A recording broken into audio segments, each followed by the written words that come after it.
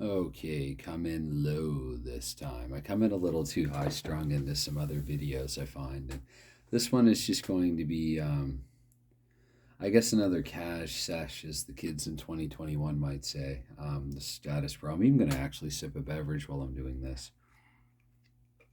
I don't know why Status Pro gets the casual treatment of the videos, but certainly it's not for not liking it. But I want to. I just kind of want to play through it a bit and share my thoughts. And so, some thoughts that I have right off the top are I wish I knew this game better than I did at present, if I'm being completely honest.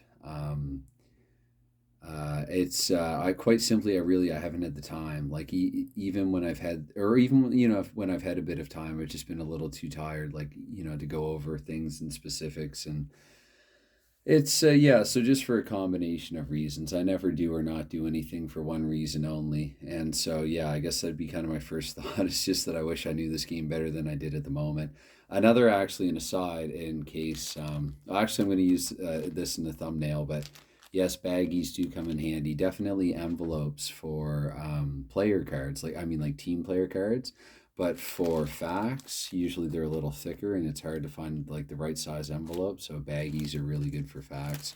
And again, this would have been one that my wife probably would have thrown out long ago if it weren't for me having to make a save and keep it. So I've had some thoughts and some ideas regarding this game, but probably I shouldn't go any further without sharing that since the last time that I had this game set up and was playing with it, I've actually been craving to play it more. This game really kind of left me wanting to play it more. That and I'm referring to that like sort of mock most of a period that I played. Not really a mock, but kind of most of a period that I played between Montreal and Hamilton there. Last I think it was last weekend. I can't remember now. Maybe it was on Monday or something.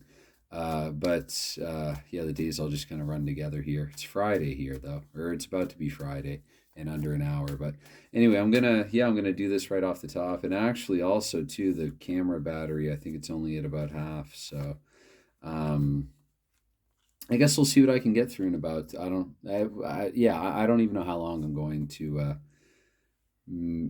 How long this video is going to be. Maybe what I should do actually is well, anyway, 4, 5, 6, 7, 8. Actually, here's what I will do.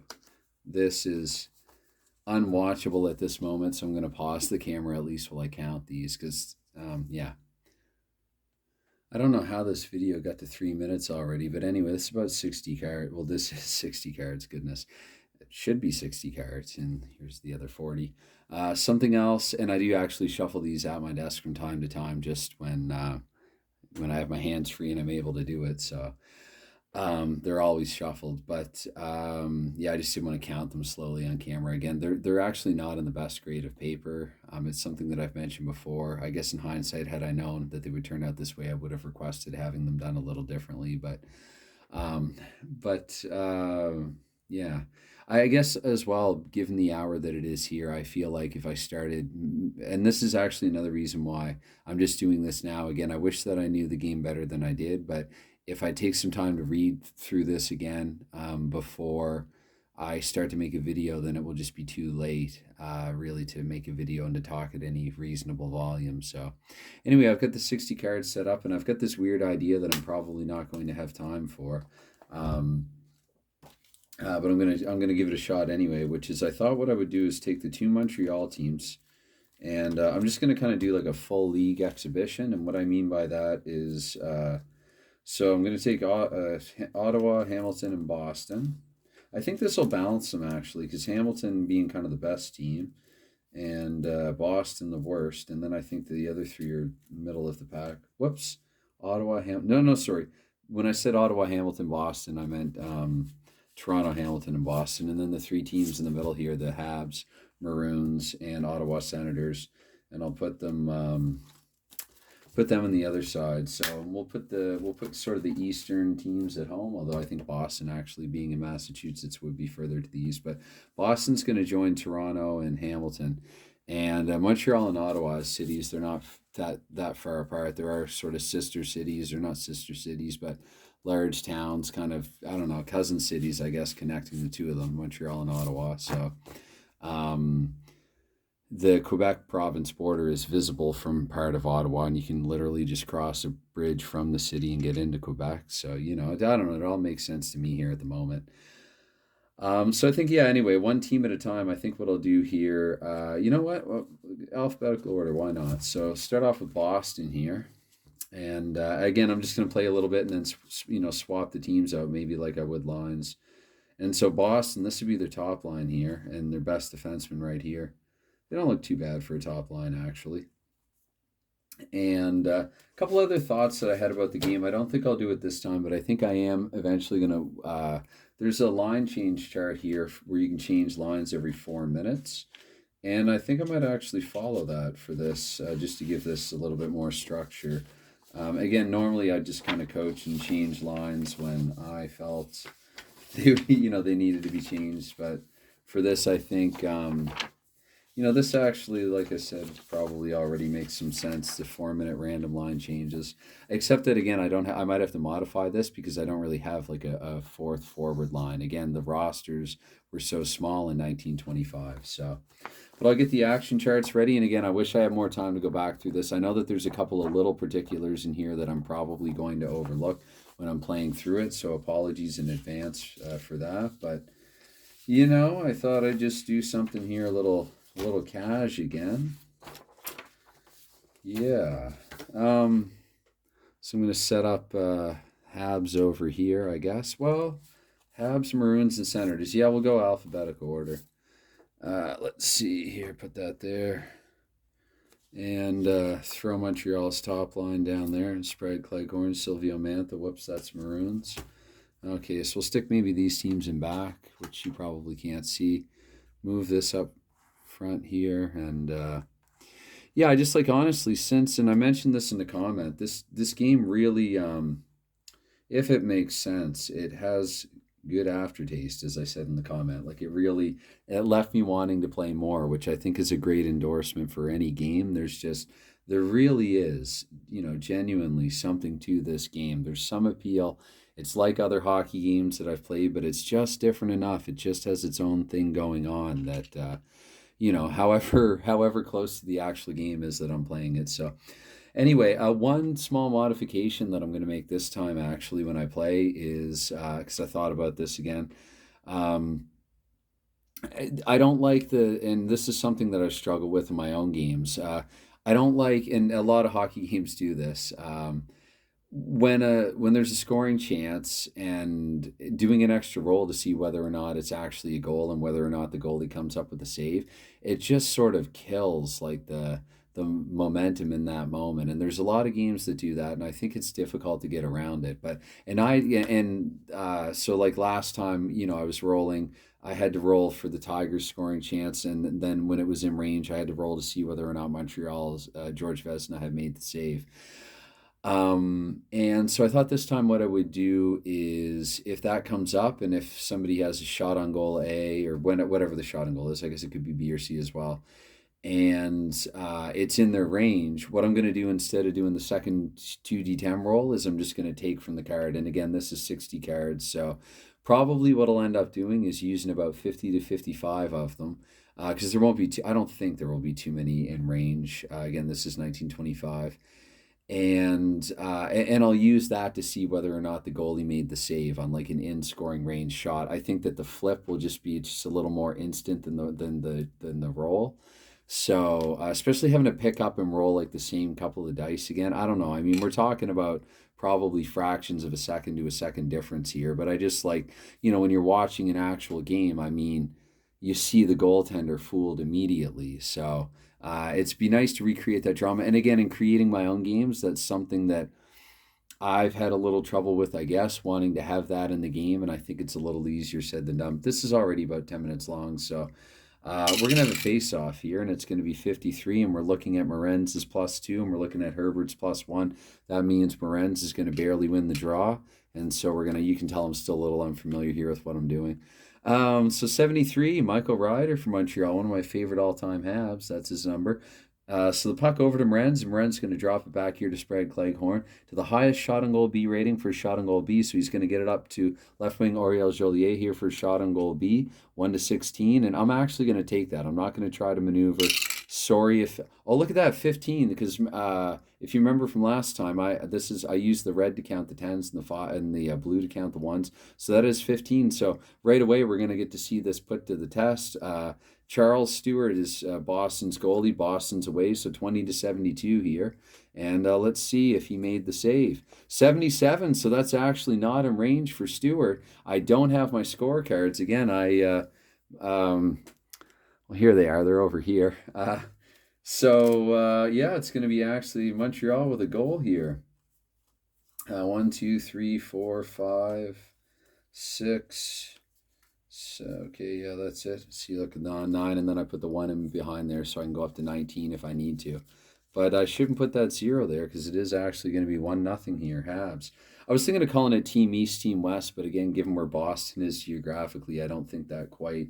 I'd have to look at a map, actually. You can tell me if in comments if you know longitudinally or whatever, if Boston is further east or west than some of these other cities. 4, 5, 6, 7, 8, 9, so 1, 2, 3. Okay, I'm pretty sure this is the.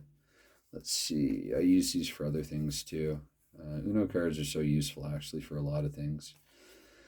I'll put that on Boston's team rating, which I may have to look at a little later on, but I want it to at least be visible on camera. So, you know what? What if I do this? What if I slide that back? And yeah, we're doing this on the fly. How's that? And then I have to reach over. Is that going to bother me? I don't think it will. I think that'll be fine. All right, so it's 1-0 here for Montreal/Ottawa over Boston/Toronto/Hamilton. We're going to have another face-off here, and I don't think we'll change lines. We'll keep top lines on for the time being. 48, once again, Morenz has the draw. That was the goal scored by Oriel Joliet. They barely kept assists at all in 1925, so I'm not going to concern myself too much with that at the moment. So Morenz here has possession. Says puck to the right defense. It's going to go back to Silvio Mantha, and then up to the left wing Ariel Joliet with the assist bonus this time off the left defense for a shot on goal A. Might as well take it here. Spread Cleghorn.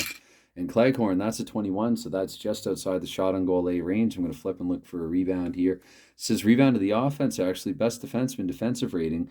Defensive ratings, I've got a 3 and a couple of -3s here. Followed by his quick shot on goal B. So like a quick shot on goal B rating, rebound shot 5. So we're going to say Silvio Mantha actually here with the shot here. Of course, shot on goal B, his shot on goal B is 1. But again, do you feel lucky? I could have maneuvered for a shot on goal A there. 55, so nowhere near in range. We're going to flip and check for another rebound here. Offensive left wing. So wow, Montreal really dominating Boston here early. Really controlling the play in Boston's end. So left wing here, puck, it's going to go across to Billy Boucher. To the right wing, back to the left wing here with the assist bonus up to Morenz here for a shot on goal A. And Morenz, let's see, that's actually a 0-6. So that's going to be in Morenz's range here. Montreal, chance to go up by another goal. Stewart, 20-72, makes the save. That's a 3. So Montreal will knock Boston back a couple. I don't know why I started that out with the verb knock, but, sometimes I start a sentence and I don't even know where I'm going to go with it. So it's, Montreal up by a couple. I guess I was going to say knock Boston down a couple of pegs or something snotty like that. Anyway, it's I don't know why I would do that, actually, given all the losing Montreal's done of late on the channel. But it's 2-0 Habs here, so embrace it, I guess, while I can. 31, so that means Brent's going to win the draw once more. You know what? Let's do it now. It's like tag team pro wrestling here. We're going to swap out Boston for Ottawa. And we'll set them up here. Alec Connell, he's got a bit of a bigger save range. Wouldn't have mattered either way, though, I don't think, for this particular one. George Boucher and King Clancy on defense, and Ottawa's top 4. Do they have a good top forward line? I'm not sure that they do. Wow. All right. If those are their best 3... Oh, no, sorry, they have this guy. I can't pronounce his name, but he's got some iconic old photos, and... let me know how to pronounce his name, actually, if you know in chat. I'm sure I've heard it before in some old History of Hockey DVD. It's just been a while, but really, really good hockey player in the NHL's very earliest era, and I think even in the NHA preceding it. Anyway, so it's 2-0 here. Montreal /Team Montreal and area. You know what? Come to think of it, I mean, if I'm going to put the Sens down, why not put the Maroons down as well? So we're still going to go Montreal, and then we will. Wait a minute, didn't I say Ottawa would play with Montreal? Yes, I did. I'm just realizing that now. You know what? Substitution. We're going to go two Montreals and Hamilton. Hamilton has decided. I mean, the Hamilton Tigers, who went on strike in the postseason, didn't even play in the Stanley Cup playoffs. Some of the myth is removed, or the mystique, once you realize that they went to the New York America, they became the New York Americans and did not win the cup the following season. But still, you still have to wonder what if, like what might have been in 1924-25, or at least you do if you're me. So Dunk Monroe, so the Monroe brothers there in defense. This does not look like too hot of a team. Is that really their top? Yeah, that'd be their top three forwards right there. So it's this, you know what though, this is going to give a chance actually, I think, for the whatever you want to call them, Team West. Ottawa is west of Montreal, to catch up here. So let's see here. 41. Nybor's face-off is -1, and Rothschild is a +1, so that's a +2 advantage. Sam Rothschild here for the Montreal Maroons. And a 43. So I just kind of thought I'd put the whole league on like brief showcase here. Let's slide those back a little bit, hopefully into better camera view. Actually, I meant to do this. I figured out a little something there earlier. Hopefully, let me know if you're really paying attention a lot, if that brings them into focus better. Where was I? So it's going to be Rothschild. He's going to get back to Jerry Monroe and up to Punch Broadbent here. Back to actually Sam Rothschild for a shot on goal A. Let's give that a shot. And shot on goal A at 46. That's way out of Rothschild's range. We're going to flip to see the rebound here. It's going to be puck frozen in a face-off. So let's do that. Let's have that face-off. 76, so this, or 79 rather. This time it'll be Frank Nivor with the puck here for the Senators. And it's going to go back to Georges Boucher. Boucher across to Clancy. Clancy with the assist bonus. This is exchange puck and then to the right wing for a shot on goal A. So Hooley Smith here with a shot on goal A. Smith was 75, way out of his range. Flip for the rebound. Once again, puck frozen face-off. So a couple of quick draws here in either end. 11, so it's going to go back to the superior face-off. Sam Rothschild, sorry. Rothschild with the 17. Won't matter. It's going to be Rothschild back to Jerry Monroe once more. Up, slides to left defenseman Duncan Monroe for a shot on goal A. Monroe with a 1-7, and the 17's even out of his range. Let's do another roll here. 55, so nothing doing there. We're going to flip the rebound. Defensive right defenseman. The puck goes over to King Clancy, who is also like Ottawa's backup goalie. Although with Alec Connell, I don't think they really need one. And so it's going to be Clancy across to Georges Boucher. Boucher up the left wing side, Denny with the assist bonus up to Nybor for the shot on goal B. His assist is actually 5, I think. So, and again, these are the little particulars that if I had a little more time and everything, I will look in the book again after I make this video and not before. I'm going to casually go through it and watch a little hockey and kind of wind down. But again, given the hour that it is, I wanted to do this first. So Nybor here again, shot on goal B plus assist bonus. That's what I'm going to do right now. And it is only an 8, but why not? So 49, of course, not in range. Puck frozen and face-off. We're getting a few of those here. So why not drop it? So 89 is going to be Nybor again here with the puck. And Nybor, let's see, it's going to be stop by center over to left defenseman. Okay, interesting. I like the little nuances here, the little changes from card to card. Stop by center, and I can see that maybe he's kind of strong arming Sam Rothschild a little bit, kind of maybe with one hand on the stick and can slowly maneuver it over to left defense Georges Boucher here. Hope that made sense. Up to Deneny actually for a shot. I'm going to say Deneny for a shot on, or Cy. I'm just going to call him Cy for a shot on goal A. And Cy with the shot on goal A, 44. That is actually just out of his range. There is no assist bonus there, so we're going to see who gets the rebound here. Rebound defensive left wing. It's going to go to Reg Noble. Probably Reg. Whoops, I'm going to do that from time to time. Sorry about that. Noble, it says puck stolen by a defender. Now, Noble being the left wing, his defender be right defense King Clancy, to the best of my understanding thus far. And Clancy stolen by defender, and we're going to check for a penalty here. So I'm going to take that 31 roll, actually, that I did, and I'm going to pretend that I meant to do that. We're going to check for a penalty. 31 to 33, actually, the highest rated boarding major. Holy. I'm not going to do the every penalty is 2 minutes here. So who's the highest rated? Gee, we got some pretty high ones here. 33-21, Georges Boucher. I guess he camped out in the box a lot that season. It doesn't say actually for which team, I don't think. So Highest rated, second high. Yeah, individual penalty chair. Oh, actually, come to think of it, sorry. Penalty rating 3, penalty rating 4. Pretty sure that I would check here first of all. So let me back up there just a little bit, and maybe what I should be applying that 31 to is this: Montreal with the 3, Ottawa with the 4. Correct me if I'm wrong, and if you know that I am. We're going to say that they're home, so home team 3 and 4. 1 to 18 home, 19 to 43 visitors. So it's going to be 19 to 43 visitor. So once again, it all works out the same anyway. It's going to be Georges Boucher, which reminds me of another thought that I wanted to share on camera. And what I will do here, what did I say? 6 cards for penalty for 2 minutes. So with 3, 6, that'd be 15 for a 5 minute. So I'm going to count up 15 cards here. 2, 3, 4, 5, 6, 7, 8, 9, 10, 11, whoops, 10, 11, 12, 13, 14, 15. Going to count out these 15 cards here to play at a major. What does it say? 5-minute sporting. But yeah, sorry, another thought, if I can remember it now, that I was going to share off the top about this, actually. My goodness, I even paused to scratch my head and try to remember what it was, but because it actually just came to me literally just like a few seconds ago. But anyway, I'm going to play out the major here, and I know the moment that I get off camera, that's going to come back to me, annoyingly so. How am I going to do this now? Perhaps like this, figuring out everything on the fly here. So, and again, would that have been a delay penalty? Whatever, we'll say face off, face off, face off, and yeah, I can't swap teams now that they have someone in the box. So 34 here in the draw. I don't think there's anything like, it's not like Paradise Hockey where there's a different face-off rating for power play, penalty kill, which personally, to be honest, I think, if you're good at taking face-offs in any situation, equally good. Let me know if I'm wrong about that statistically.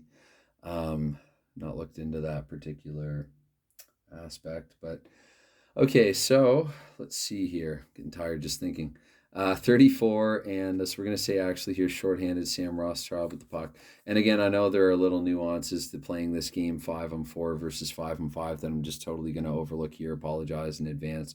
Like puck stolen by defense and best. Like I don't know if I should be looking at 6-man here. Probably not. But puck stolen by defense. That means Rothschild's going to lose to Nybor. Oh no, wait, it's his best defense rating. Oh, okay. So any defense with the best defense rating.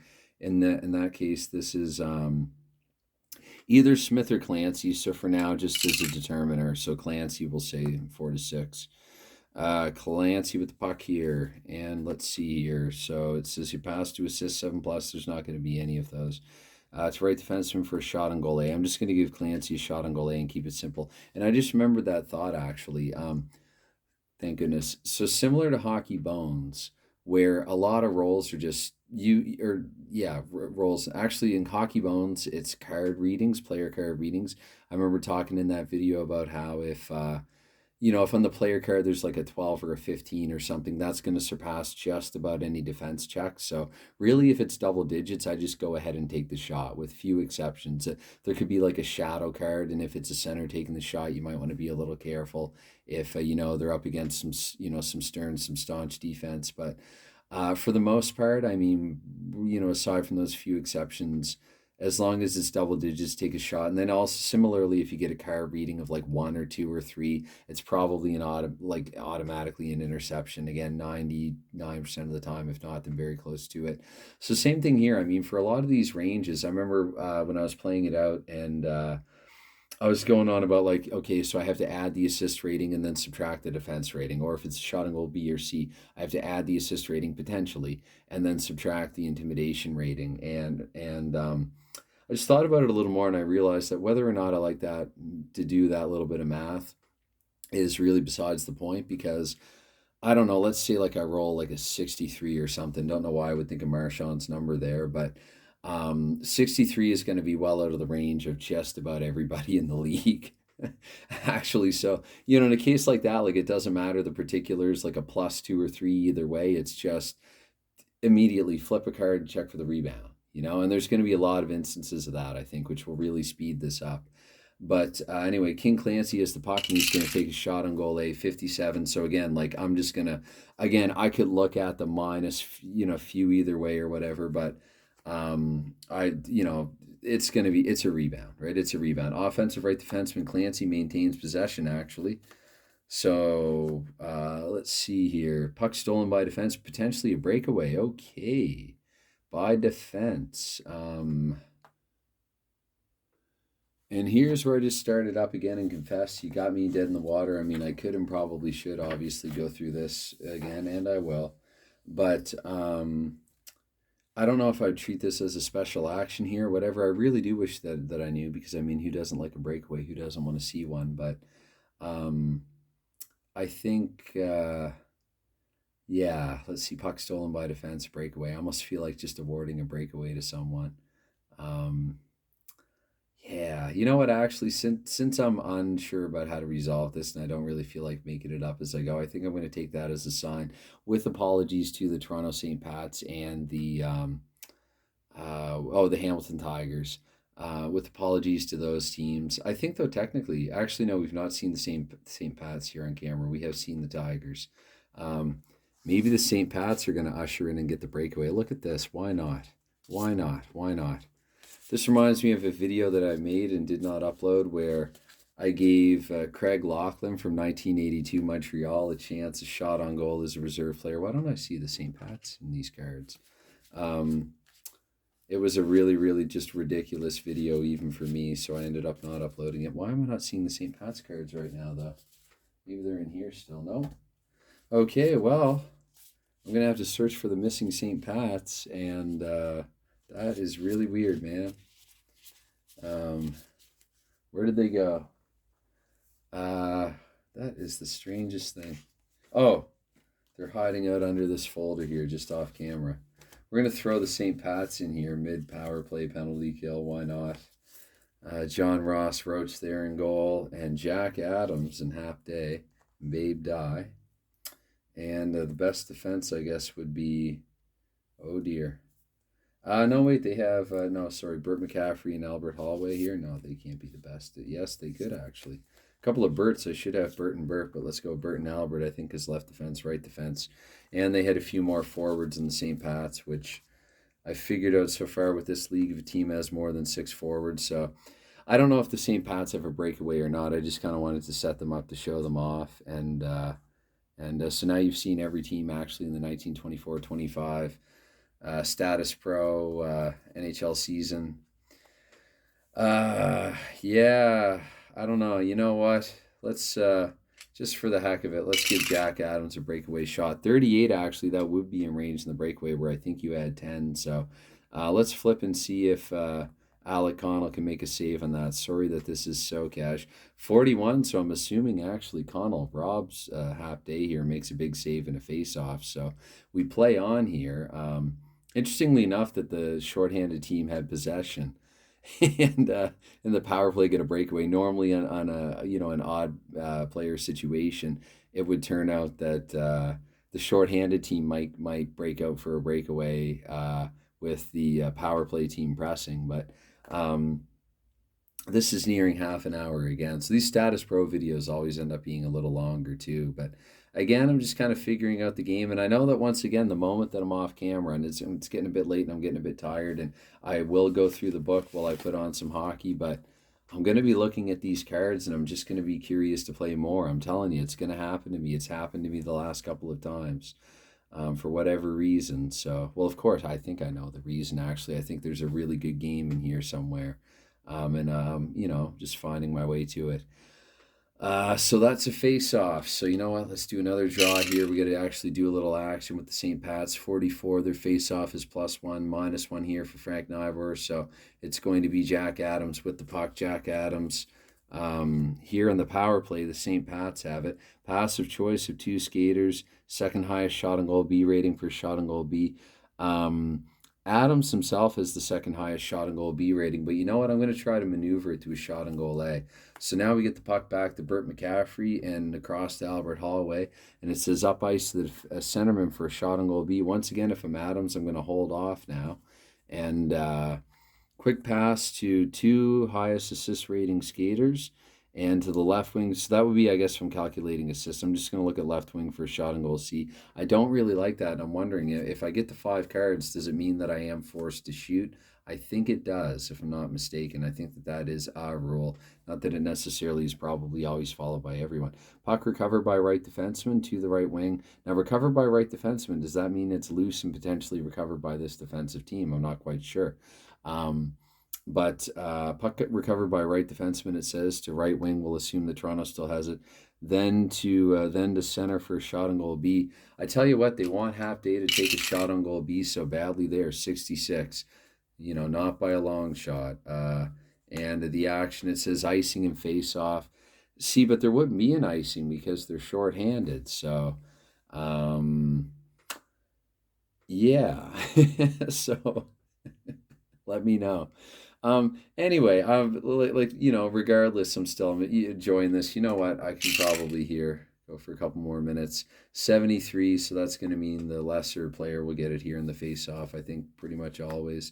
Action pass to left defenseman. Oh, well, see now, is that going to be seen again? I know this is probably somewhere in the rules. It's probably a loose puck type scenario, something like that. So how many cards do we have left here with the player advantage? With the 5 and 4, the major. We're three and then we're out of it. So what did I say? Left defense, left wing for shot and goal A. You know what? Let's see if Denny can score.